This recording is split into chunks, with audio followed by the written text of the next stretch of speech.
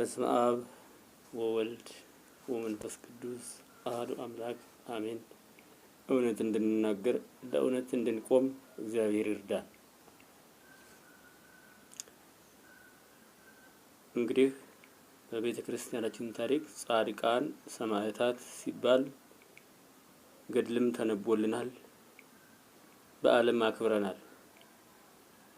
በዚህ ሰሞን እየተንጫጫን ያለነው ግን ለበጎ ይበልልን።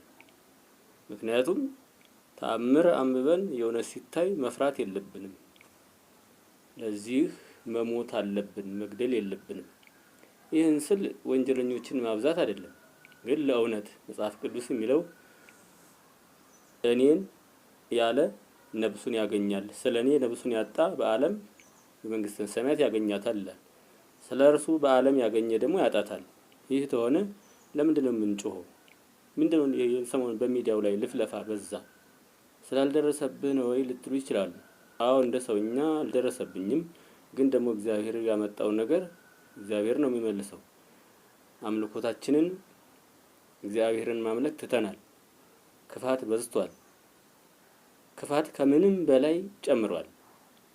ለክፋተኞቹ ይታወቃቸው አይታወቃቸው አላቅም እንጂ ክፉ ለሚሰራባቸው በጣም በዝቷል። ግን ያንንም ከታሪክ እንደምንማረው እስራኤል ሲያርጎመጉሙ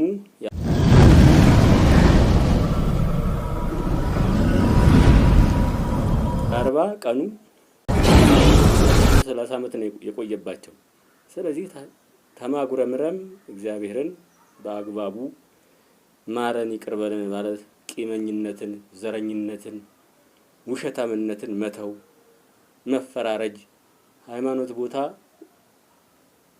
ሃይማኖቱም የፈቀደውን ደግነት ብቻ መሰዋት፣ ቂምን፣ ጥላቻን፣ ዘረኝነትን፣ ተንኮለኝነትን እየዘሩ ዋጋው ሲመጣ ደግሞ አለመቻል ማለት ይሄ ስንፍና ነው።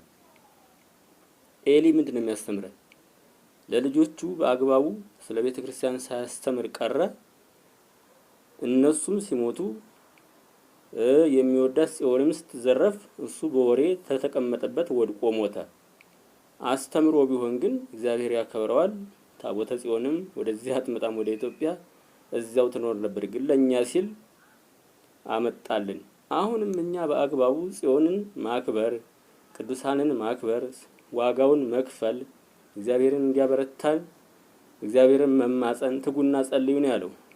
ተግተን ታልጸልይን ዝም ብለን ጣታችን እንደዚህ የምንጠቁም ተሆነ 3 ወደኛ ነው። ምንም ሌላ ሚስጥር የለውም። ስለዚህ መለፍለፍ አያዋጣም። መንግስት ቤተሰቡ ያላስተማረውን መንግስት ትምህርት ቤት ያስተምራል። ደግሞ እንደገና ቤት መጥቶ የእናንተ ልጆች ያስተምራል። ሼም አይዘንም እንዴ? የመጀመሪያው መምህር እኮ ወላጅ ነው። ከእግዚአብሔር በታች ወላጅ፣ ከወላጅ ቀጥሎ ነው ትምህርት ቤት የሚያስተምረው። በአሁን ሰዓት ግን እየሳትን ያለነው ነገር አይገባኝም። ሁሉም በቃ አንድ ሰው ላይ እንድትጠቁማላችሁ ወይም እንጠቁማለን። 3 ወደኛ መሆኑን አትዘንጉ እንዴ። ሰላም እንሁን ተማለት በኋላ ምን ይመጣል? እንጣላ የሚለውን እንዲደመጥላችሁ ነው የምትፈልጉት እናንተ። ዘረኛ አትሁኑ፣ አትቀማ፣ አትስረቅ፣ አታመንዝር፣ አትግደል፣ እናት አባትን አክብር የሚለው አለ እንደኛ። ለምንድን ነው አዲስ አበባ ሌባ የበዛው? እንደ ብዛቱ ግን እግዚአብሔር ሴፍቲውን ጠብቆ አልተጎዳንም እስካሁን፣ እግዚአብሔር ይመስገን። አሁንም ወደፊትም ክብር ምስጋና ለመድኃኔዓለም፣ ለእናቱ ለድንግል ማርያም፣ ለጻድቃን፣ ለሰማዕታት ሁሉ ይድረሳቸው። እንደኛ ክፋት ቢሆን እንጠፋ ነበር። ግን ዳሩን እያሳየን እንድንማር ይፈልጋል። የዳሮቹን ጠልቷቸው አይደለም። ሰውን በሰው እሱ መጥቶ ሰው ሆኖ ስላልገባን፣ ዛሬም ሰው ሲሞት ታልገባን፣ መቼም ስለማይገባን የጥፉ ሰዎች እንክርዳዶች ነን ማለት ነው። ስለዚህ እንክርዳድነትህን ስንዴ ለማድረግ ቃሉን ጠብቅ። ሰው አክብር፣ አትግደል፣ አታመንዝር፣ ጥንቆላና ድብትርናን፣ የመተቱን፣ የሟርቱን፣ የምቀኝነት፣ የግርማ ሞገሱን፣ መስተፋቅሩን ምኑን አውጣና ጣል። አቲቴ ጨሌ አታምልክ። ዛሬን ወደ መቅደስ ታቦትን ወደ ውጪ እያረግን ያለነው ለምን እንደው አይገባኝም። ሲባል ደግሞ ታፈራላችሁ። ታደርጉታላችሁ ግን አታውቁ እንደ አልገባኝም። እዚህ ላይ ወይኔ ስቼ ይሆን ልበል አንዳንዴ ሁል ጊዜ ራሴን ላብድ ነው እንዴ ብዬ የምጠይቅበት ነገር አለ። ይገርማል። ግን አንዳንዴ መጽሐፍ ቅዱሴን ሳየው የሚለውን በተግባር እየሞከርኩ ነው። ባላደርግም እስከዛሬ ደግሞ ተሙከራ ነው የሚገኘው። ጻድቃን ለመሆን መነኩሴ ለመሆን አስቤ እግዚአብሔርን ጠይቄ ተበረታው ምንኩስናን ክህነትን ያሰጠኛል ማለት ነው። ግን ሳላስብ እንዴት ይሆናል? ልጸልይ ብዬ አልተነሳው እንዴት ይሆናል? ጸልይ ብሎኝ አንድ ሰው እግዚአብሔር ሰው ቢልክ ምን አገባህ ልል እችላለሁ። በልቦና የነገረኝን ልቦና የታላስተማረ እውነትን ሕይወትን የምለይበትን መንገድ ታላውቁት እምነት የቱ ላይ ነው ያለው ታዲያ?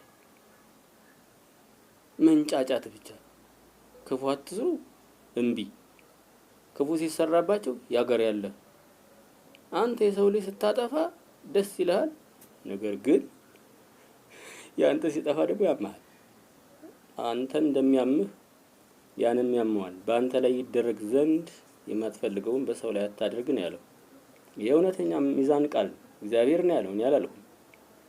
በአንተ ላይ ይደረግ ዘንድ የምትፈልገውን አድርግ። ቢርብህ ይርበዋል አብላ። ብትታመም መድኃኒት ትፈልጋለህ፣ ለዚያም ስጥ። ቢታሰር ጠይቅ፣ ቢታመም ጠይቅ። ቢታሰር አስፈታ፣ ቢታመም ጠይቅ ተባልን አይደል? ሲታመሙ በላያቸው ላይ መሄድ፣ ስንታመም ግን አረ ጎበዝ እንዴት ነው መላበሉን እንዴ አይባልም። እንዴ ምን ማለት ነው? ስለዚህ ዝም ብለህ ቅዱሳን ቅዱሳን ቅዱሳን አፍህ ላይ የጣፈጠ ወደ አንተ ሲመጣም ጨከን አጥናኝ አጠንክረኝ አለማመኔን እርዳው ማለት ግድ ይለናል።